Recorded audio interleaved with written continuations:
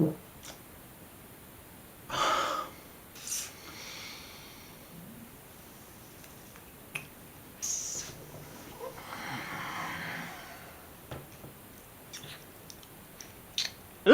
Okay, video's done.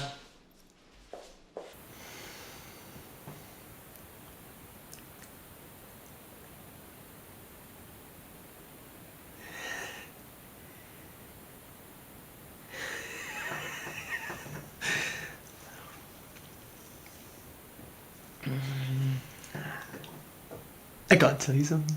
Okay, well, it better be good.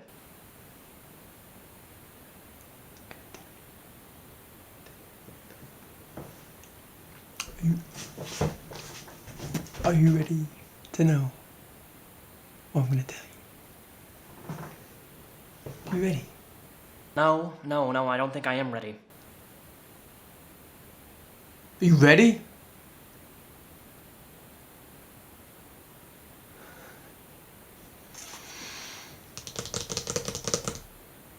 Drum rolls, please.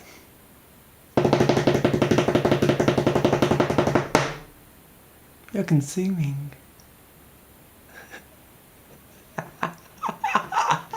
You are the type of person who creates nightmares for children. Margaret, do you know what you're doing? Who is Margaret? Do you know Margaret, Margaret,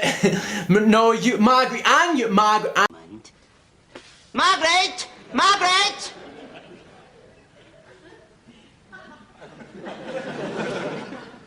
Yes? and you, Margaret. I know that I'm creeped out, and that Margaret can save 15% off her Raycon order from the sponsor of our channel today, Raycon. These are Raycon's the everyday E25 earbuds. They got a large variety of colors, but most of all, they give you 6 hours of playtime, seamless Bluetooth pairing, more bass, and more compact design for a more comfortable noise-isolating fit. I mean, look at how sleek these are, and they don't fall out.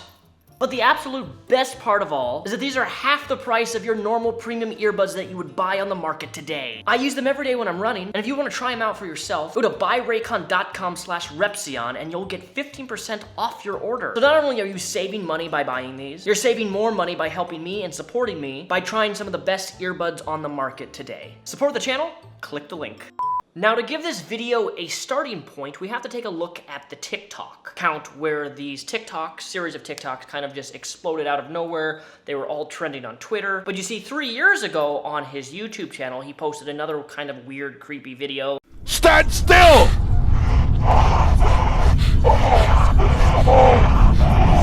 Excessive exposure. Stand still!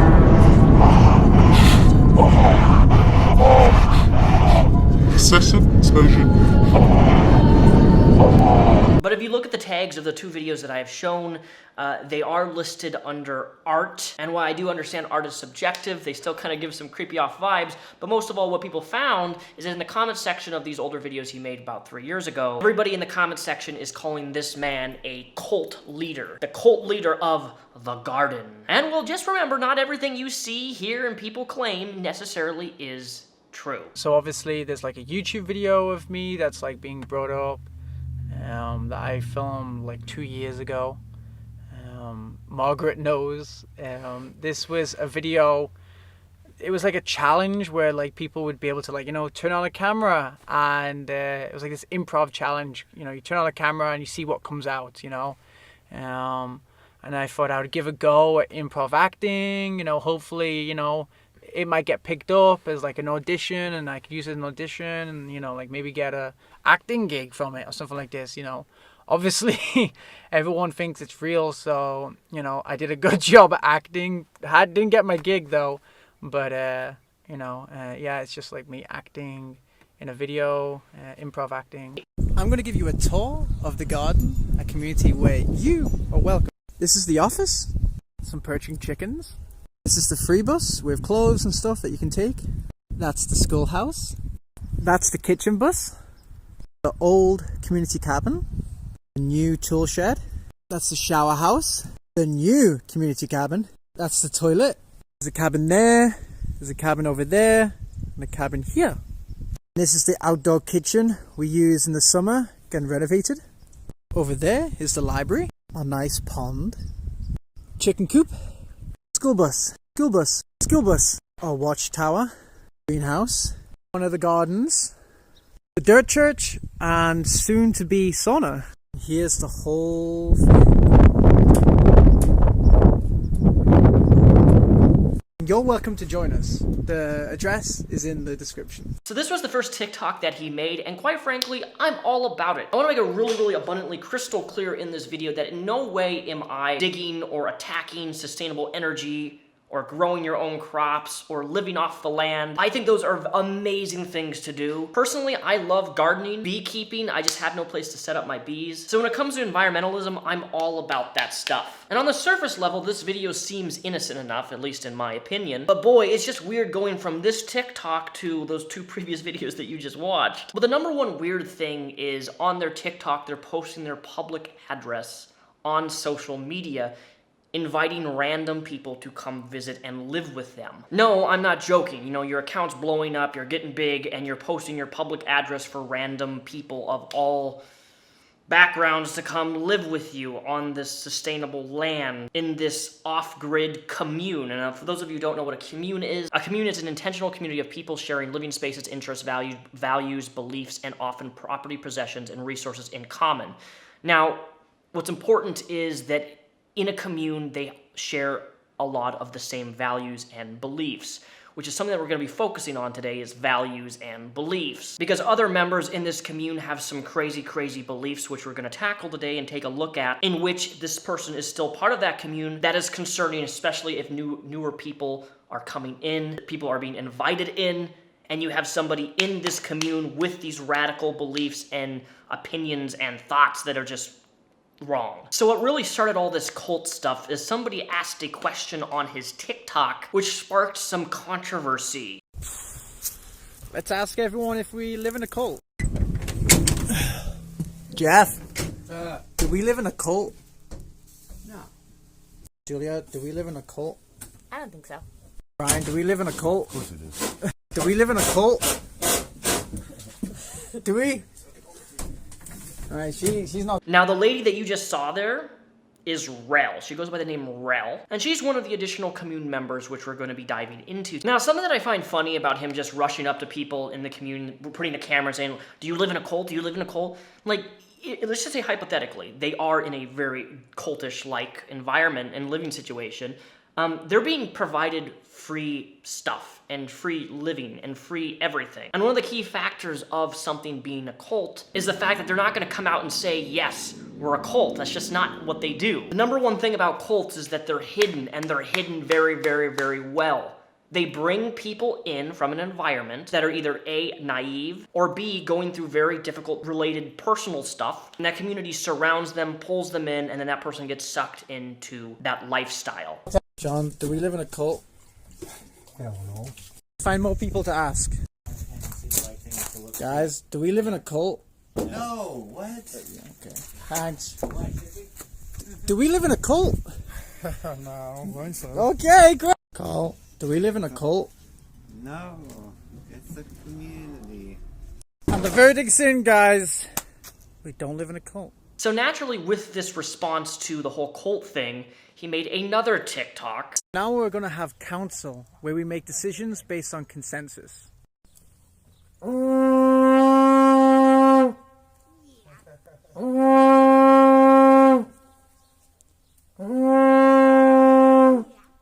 We write the topics that we would like to discuss. We read the mission statement. To learn, teach, and experiment in a variety of sustainable and self-sufficient living skills. Right now we're making a decision about what we should do about some chickens that are injured or diseased.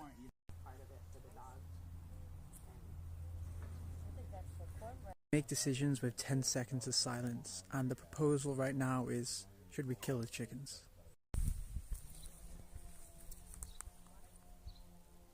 Now, I don't know what decision they made here with this whole council on discussing what they're going to do with injured animals, but this makes me really frustrated. Primarily because as an animal owner myself and loving ducks and chickens and goats and dogs and cats and just overall animals, the fact that you would even have a meeting on what should we do with our injured chickens? Well, maybe you should try to heal them or take them to a veterinarian to get help. But oh, right, this commune is all about not spending a single penny. They're against using any sort of currency to the point of where they'll allow an animal to suffer injured or just straight out take the life of the animal because it's the council's decision or everybody agrees that this is what they need to do. Any animal that I have, no matter if it's a chicken, a duck, my first thought isn't to terminate its life. My first thought is always to get it properly treated first. And the overall structure confuses me here because what they've said in the past is anybody is welcome to come to this commune and live off they have like a 1 week, 2 week trial of living with them, and then if they want to stay longer, then they do a council meeting on whether they can stay. But there's no vetting process whatsoever, so any person off the street can literally come to this commune. Doesn't matter if they have a criminal background or not. Doesn't matter if they have a particular, substance issue, even though it's advertised no substances allowed, but if they're not vetting people, that's going to be an ongoing issue, especially now that they're putting their address out there, inviting random people to come live with them. Overall, it's really unsafe. Mind you, this is all during COVID, which of course leads me into bringing up this TikTok in particular, which was released in March. Not again. Here you go, Julia. Thanks, Ralph.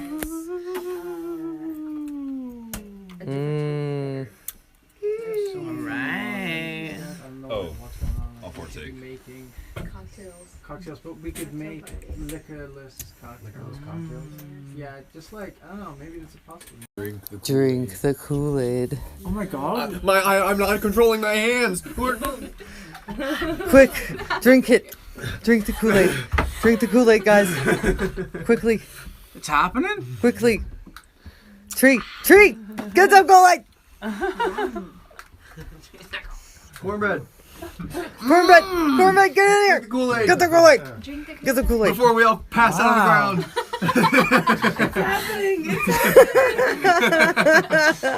I'm glad you could be here for it.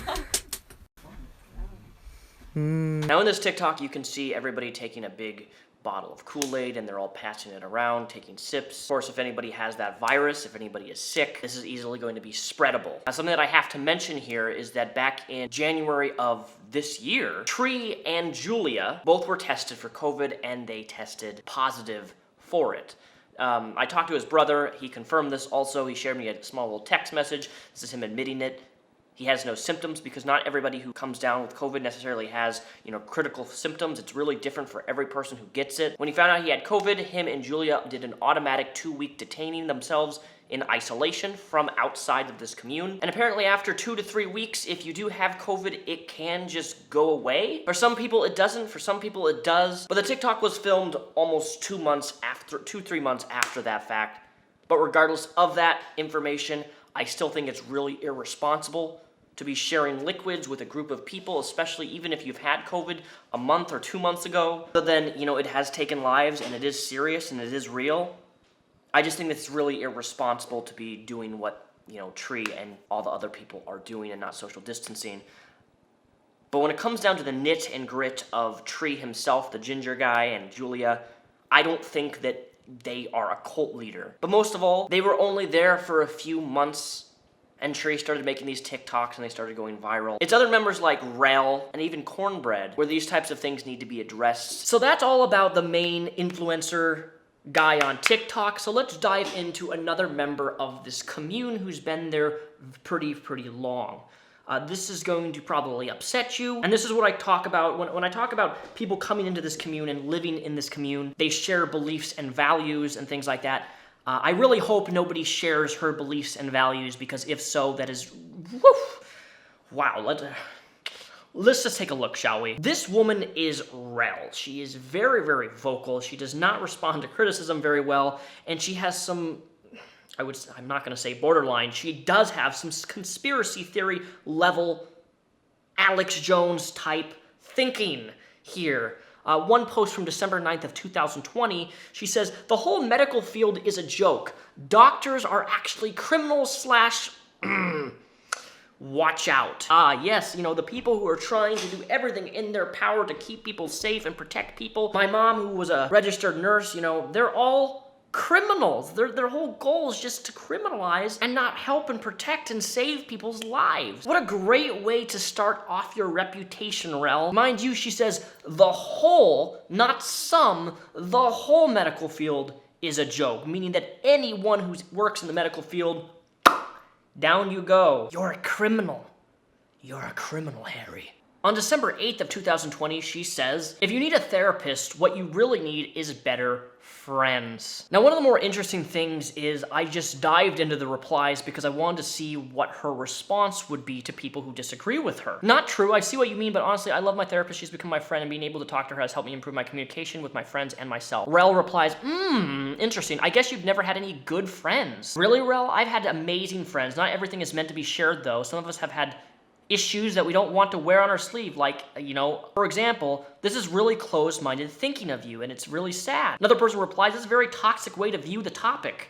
Friends are always not your therapists. Therapists are educated on how the brain is wired and how chemistry works. They're trained in scientific tools. And you can just see in this entire exchange that people are really trying to be civil with her, but her response is, you obviously don't have any real friends. What the heck are friends if you can't talk about your problems? Sounds like you have terrible friends, no offense. She actually has somebody reply to her who is a therapist. Some of my folks, I'm their only friend. My goal is to constantly help them get friends. If they didn't have me, they would have nobody. Keeping people alive is a part of the job. Glad you have good friends. She replies to the therapist, I think the job you do is awful. Nobody should ever have to pay for somebody to listen. She completely gets destroyed by the therapist's reply. So what do you guys think of Rel so far? So far, she's, you know, disowned the entire medical field. She's labeled everybody as a criminal. She thinks therapists are all terrible, terrible people, and that you should never do therapy under any circumstance, that you should just constantly dump on your friends your personal related issues, which only creates baggage in that relationship sometimes, or friendship, if that's all you do. But then, you know, December 28th, 2020, she shared this. And this is just the icing on the cake coming from Rel. She says, judging a person does not define who they are. It defines who you are. Wow, Rel, I agree with this post, but my goodness, your Facebook posts don't really seem to resonate, nor is it consistent with what you just shared, because you're coming across really judgmental and a bit cuckoo for Cocoa Puffs. Good morning, TikTok. I just have a quick message for y'all this morning. I have this method that I've used for years and years on my social media sites for getting rid of haters off of your page and getting rid of judgmental people. So the way that you get rid of a mass quantity of judgmental people from your page is you post some kind of standpoint that you believe in that isn't hurting the world or anything, you know, it's not like anything dangerous, but it's just like something you believe in that might be a little bit controversial, and post that blatantly on your page and just watch as hundreds of haters and judgmental people will remove themselves kindly from your page. So, thank you very much, everybody. Have a nice day. Remember when Rel was asked, is she in a cult, and she just kind of smiles and looks at the camera and says nothing? Well, it just so happens in another Facebook thread, she's actually replying to a person saying, I've seen Jesus in multiple forms. I believe in Jesus. I actually have seen Jesus in the mirror, in my own eyeballs, in my pupils. He was a figure, not a man, not a woman, not black, not white. He was just Jesus. There was just no question in my head that was Jesus. And then a second time I found Jesus just laying in the mud, picking up trash, fundraising for the nonprofit. I was picking up trash at a festival, and there he was, Sunday afternoon, everybody's in church, and Jesus is a piece of trash on the ground that I picked up, and I put him on. It was a pendant. So, yeah, that's how I feel about Jesus.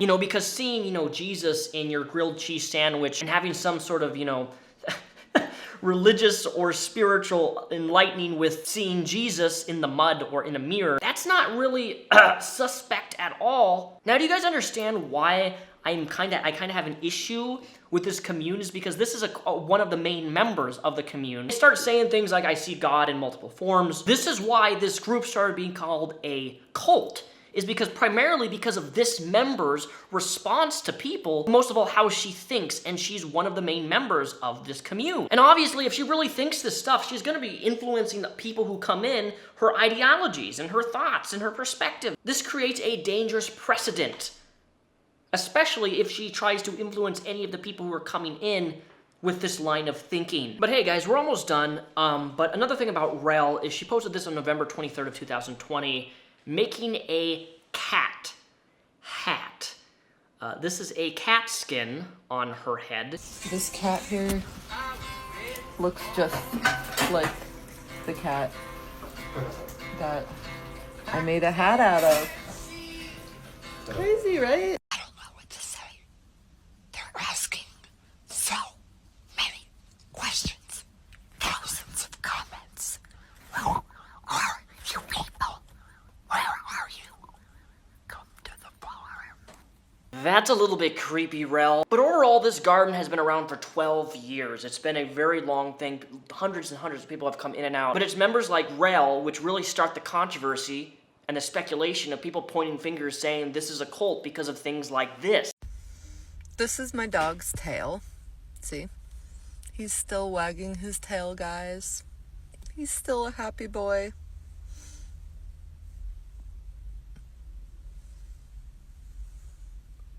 To all you haters who are mad that I skinned my dog and that I wear him, this one's for you.